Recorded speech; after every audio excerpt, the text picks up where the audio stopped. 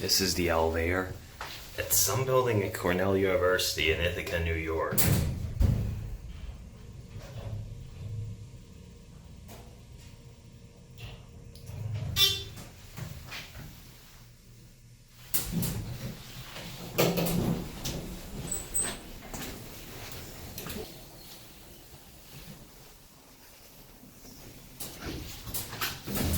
Alright, we're just gonna do a cab view.